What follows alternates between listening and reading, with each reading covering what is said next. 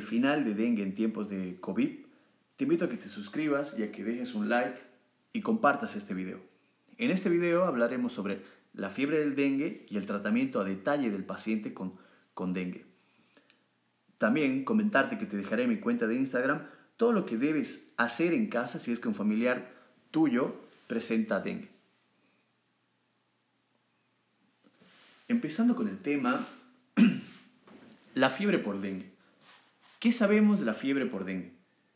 Debemos saber que la fiebre por dengue es una enfermedad febril de inicio brusco y en quienes vamos a sospechar de dengue, podemos sospechar de dengue en cualquier persona de cualquier edad, de cualquier sexo, que presente una fiebre que sea menor a 7 días.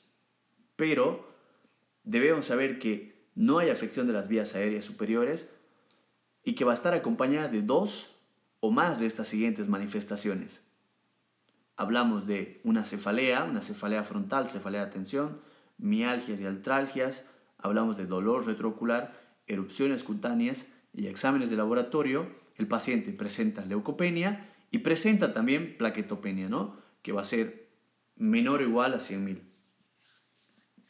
Debemos saber también que existen otras presentaciones poco frecuentes de la fiebre por dengue, como la encefalopatía, como el daño hepático, el cual nosotros podemos corroborar a través de los estudios de laboratorio de la aspartato aminotransferasa, la alanina aminotransferasa, la cual va a ser mayor o igual a 1000.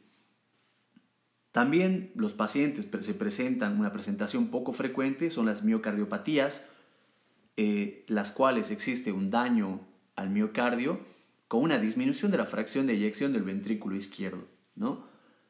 También existen las hemorragias gastrointestinales severas. Todas estas son presentaciones poco frecuentes en pacientes con dengue. Hablando del dengue hemorrágico. En el dengue hemorrágico debemos saber que existen 4 criterios de los cuales por lo menos el paciente debe presentar uno para decir que el paciente presenta un dengue hemorrágico, ¿no?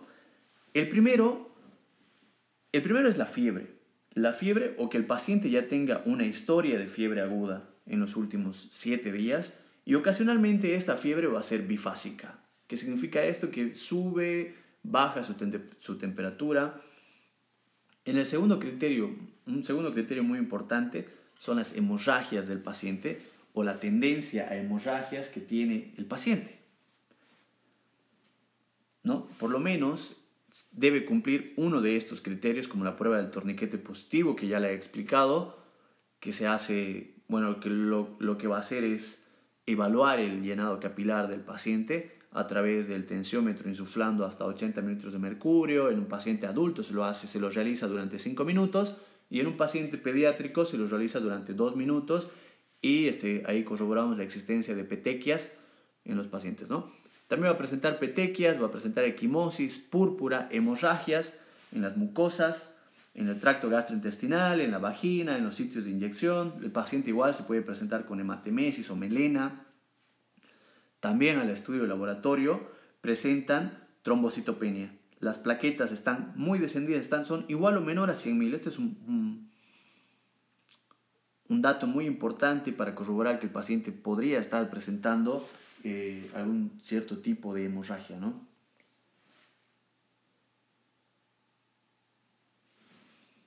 Hablando como tercer criterio, hablamos de la extravasación de plasma. La extravasación de plasma o el aumento de la permeabilidad capilar. Este aumento de la permeabilidad capilar va a ser manifestada por, primero, debemos saber que el aumento del hematocrito es lo que nos va a guiar hacia el tratamiento, ¿no? Sabemos que hay un aumento más del 20% en el hematocrito, esto dependiendo del hematocrito de ingreso que nosotros le pedimos al paciente, aumenta un 20%. Entonces ahí estamos corroborando la existencia de un incremento en la permeabilidad capilar. También este hematocrito es muy importante porque nos va a ayudar a saber si es que nuestro paciente va a requerir sangre. Como tercer criterio hablamos del síndrome de shock por dengue. Este síndrome de shock por dengue es muy importante, ¿no? Un punto más que quería recalcar en la extravasación de plasma es cuáles, o sea, los signos de extravasación de plasma. Nosotros al estudio de imagen vamos a encontrar un derrame pleural, podemos encontrar igual ascitis en nuestro paciente y en un laboratorio podemos encontrar una hipoalbuminemia. ¿Ok? Ahora, volviendo con el síndrome de shock por dengue, el paciente por lo menos debe tener, o sea, debe existir la presencia de 4 criterios de un dengue hemorrágico. También tiene que haber la evidencia de una falla circulatoria, la cual es manifestada por el paciente se presenta con pulso débil y rápido, hay una estrechez en la presión arterial diferencial que va a ser o que es menor a 20 milímetros de mercurio, el paciente se presenta agitado, se presenta débil, está sudoroso, presenta un malestar general, ¿no? Estos signos que los acabo de mencionar, síntomas también, nos evidencian la falla circulatoria. Nos encaminan a decir que el paciente está entrando en un shock por dengue. Ahora, hablando sobre la severidad del dengue hemorrágico, en la severidad del dengue hemorrágico tenemos que tener el conocimiento de que hay una clasificación para el dengue hemorrágico, de la cual los grados 3 y 4 se consideran ya un síndrome de shock hemorrágico.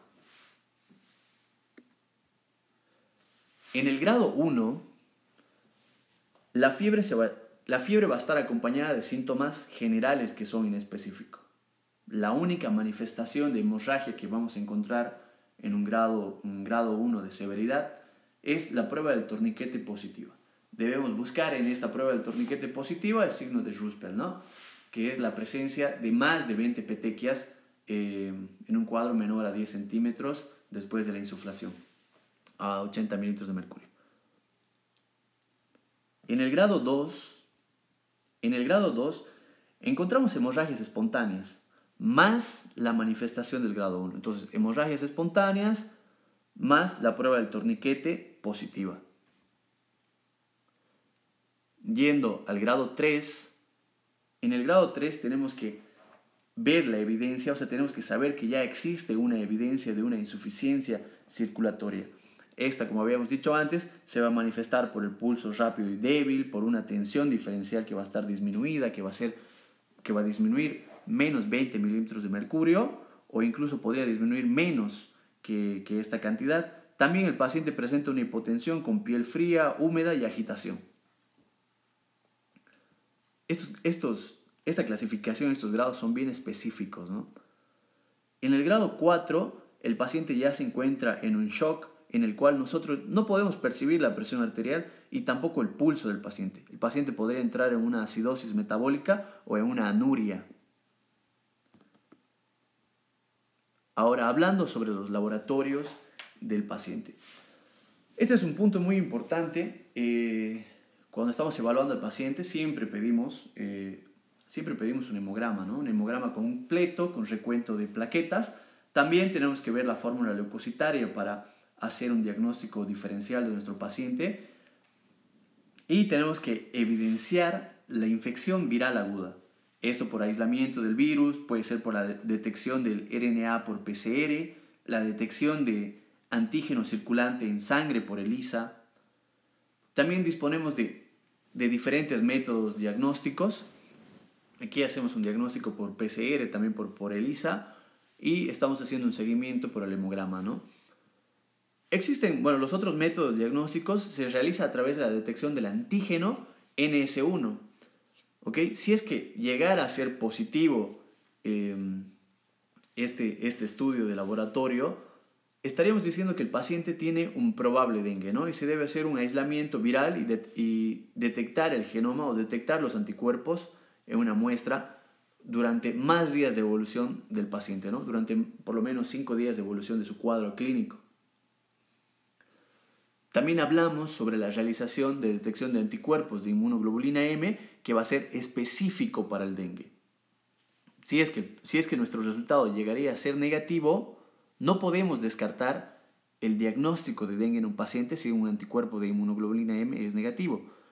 Hacemos o pedimos una segunda muestra siempre y cuando el cuadro clínico fuera más característico de dengue, ¿no? Que presente una fiebre menor a 7 días, que presente signos de alarma, que presente dolor retroocular, todos los signos que ya habíamos mencionado antes.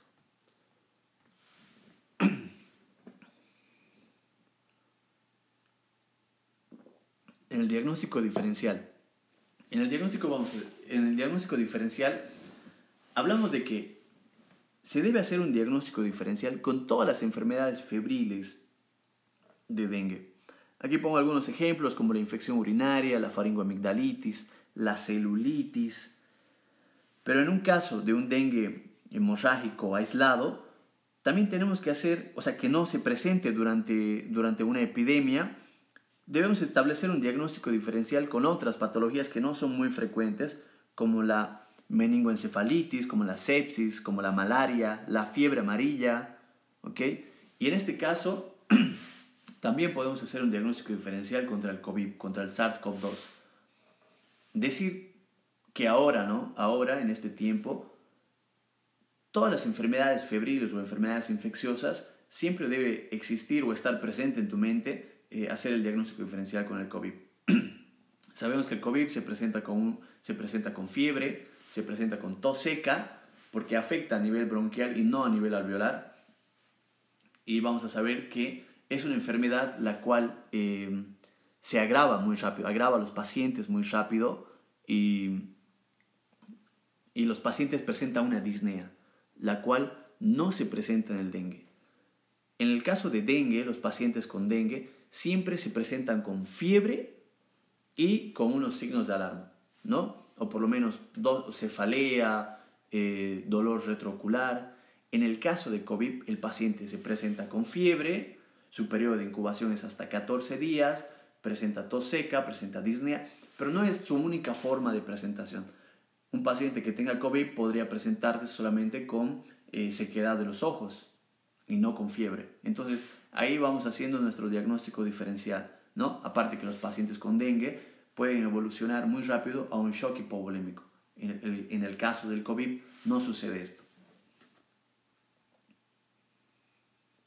Hablando ahora sobre el tratamiento de los pacientes con dengue, comentarles igual que en mi cuenta de Instagram voy a dejar todos los manejos que se debe hacer en la casa si es que un familiar nuestro estuviera padeciendo de dengue antes de ser hospitalizado. En el tratamiento, primero les hablo sobre el tratamiento ambulatorio, sobre la ingesta de líquidos por vía oral. Es muy importante, ¿no? Es muy importante esta ingesta de líquidos, la cual no es recomendable que la ingesta de líquidos sea solamente con agua, porque no estaríamos reponiendo los electrolitos en nuestro paciente o en nuestro familiar. Ahora aquí también les recomiendo la utilización de antipiréticos como el paracetamol. Siendo más específico, en pacientes que presentan dengue sin signos de alarma y sin condiciones coexistentes, ¿a qué me refiero a esto? Que el paciente que no es una mujer embarazada, que no es un niño, que no es un adulto mayor, nosotros tenemos que recomendar a nuestro paciente que haga un reposo relativo en cama, pero también que trate la forma de aislarse de los mosquitos, ¿no? Hacer una adecuada ingesta de líquidos, utilizar el paracetamol para la fiebre y para el dolor. En los adultos, la dosis recomendada es la utilización de 500 miligramos cada 6 horas, pero como máximo 2 miligramos al día. En pacientes pediátricos o niños, se utiliza de 10 a 15 miligramos kilogramo día, ¿no? No se debe utilizar la aspirina, no se debe utilizar otro AINES, no se puede administrar antibióticos, tampoco corticoides, porque generalmente la gente cuando presenta fiebre, uno si no tiene muchos conocimientos, lo primero que hace es buscar antibióticos, buscar un corticoide, ¿no? Dice, no, toma la dexametasona, la cual en realidad no le estaría beneficiando a nuestro paciente, la acitromicina tampoco le estaría beneficiando a nuestro paciente. Algo muy importante es que no se debe administrar medicamentos por vía intravenosa. No podemos hacer eso en los pacientes. Entonces, no utilices el corticoide y menos no lo uses por vía intravenosa. Ahora, el seguimiento en estos pacientes que no presentan signos de alarma, tampoco condiciones, es la evaluación diaria, ¿no? Tenemos que evaluar los signos de alarma en cada consulta hasta 48 horas después de que desciende la fiebre, después de que se produce esa defervescencia. En pacientes que son menores de 6 meses, debe continuar con la lactancia materna. No podemos parar la lactancia materna en un paciente que presenta dengue y sea menor de 6 meses. Debe haber un aumento, o sea, tenemos que pedirle a la madre que aumente incluso la frecuencia de la demanda del niño hacia la lactancia. Lo mismo con los alimentos con fórmula, como la leche en polvo, de eso les hablo. Y en los niños que son mayores de 6 meses, se debe continuar con su alimentación habitual, ¿no? También es importante aumentar la ingesta de líquidos como caldo, como leche. El paciente o el niño, perdón, no puede utilizar gaseosas, jugos, no le estaría ayudando a la rehidratación o a la reposición de los electrolitos que ha perdido. Ahora hablando en el caso de la hospitalización. ¿En qué pacientes vamos a decir, bueno, este paciente merece ser hospitalizado? Aquí les quiero hablar de puntos muy importantes. Es que no solamente se va a hospitalizar a pacientes que presenten signos de alarma, ¿no? A veces uno piensa que, bueno, el paciente tiene fiebre, tiene signos de alarma, lo hospitalizo. No son los únicos pacientes. En los pacientes que presentan dengue y sin signos de alarma, pero sí presentan condiciones coexistentes, ¿cuáles son las condiciones coexistentes? El embarazo, pacientes pediátricos, adultos mayores. O también pacientes que presenten un riesgo social, ¿no? ¿A qué me refiero con riesgo social? Ya les había hablado anteriormente, los pacientes con riesgo social son los pacientes indigentes, son los pacientes que no tienen un acceso rápido hacia la salud, ¿no? Pacientes que viven solos. Esos pacientes deben ser hospitalizados. Tiene los síntomas de dengue, no presenta signos de alarma, pero tiene condiciones de riesgo social. Ahora, hablando sobre el tratamiento. El tratamiento, primero, bueno, aquí les pongo que se hace una infusión intravenosa con soluciones salinas. Pero antes de eso, debemos saber que la hidratación en sí debe ser por vía oral. Esto de acuerdo a las condiciones preexistentes del paciente, ¿no? ¿En qué grado de deshidratación está? Si nuestro paciente no tolera la vía oral, recién iniciamos la terapia a través de la vía intravenosa con cristaloides. La dosis, bueno, los cristaloides los utilizamos de 2 a 3 ml por kilogramo. Esto también de acuerdo a las condiciones preexistentes. Hacemos un aislamiento del mosquito en el paciente, un control clínico específico del tipo de condición que esté asociada. El tratamiento siempre debe ser sintomático. No podemos dejar a nuestro paciente con fiebre, no podemos dejar a nuestro paciente con dolor, ¿no? Siempre el tratamiento debe ser sintomático y debemos utilizar el paracetamol o los antipiréticos. No se puede utilizar tampoco la aspirina, corticoides, antibióticos. Debemos hacer una vigilancia estricta del shock. Nuestro paciente no puede entrar en shock. El seguimiento de estos pacientes son de los signos vitales con balance hídrico, ¿no? Ahí las enfermeras son muy buenas para hacer este balance hídrico, pero nosotros como personal de salud, como médicos, debemos saber hacerlo. Tenemos que buscar signos de alarma hasta las 48 horas después de que cede la fiebre, y en este paciente hospitalizado que no presenta signos de alarma, pero sí tiene condiciones coexistentes, se debe hacer un hemograma diario. A diario deben ser los hemogramas. Es lo recomendado. Después, hablando sobre los pacientes con dengue y con signos de alarma, estos pacientes deben ser hospitalizados de inmediato, ¿no? Ya que sabemos que los signos de alarma son los indicadores indirectos de la existencia de una extravasación de líquidos, de una extravasación de plasma, el cual nos va a llevar a un daño orgánico, incluso hasta daños neurológicos, evaluando la escala de Glasgow, una disminución de menos de 15. Entonces el paciente podría estar entrando en un shock persistente. Es muy importante evaluar todas estas medidas, ¿no? Antes y durante el traslado de un paciente hacia el hospital, siempre debe recibir una expansión intravenosa de soluciones fisiológicas o de Ringer lactato. Esto debemos saber también que no podemos utilizar la dextrosa al agua en los pacientes para hacer una rehidratación o para expandirlos, ¿no? Cuando el paciente ya presenta un shock persistente, en este punto tenemos que saber que podría aquí ya haber una afección, o sea, el paciente podría llegar incluso a necesitar sangre, ¿no? Esta es una urgencia médica. Lo más importante en estos pacientes con un shock persistente o un choque persistente es el mantenimiento y la reposición del volumen de líquidos. Podemos utilizar el Ringer lactato, podemos utilizar la solución fisiológica, podemos utilizar la glucosa al 5%. Si es que no nos llegara a funcionar, podemos utilizar las soluciones coloidales y expansoras de plasma.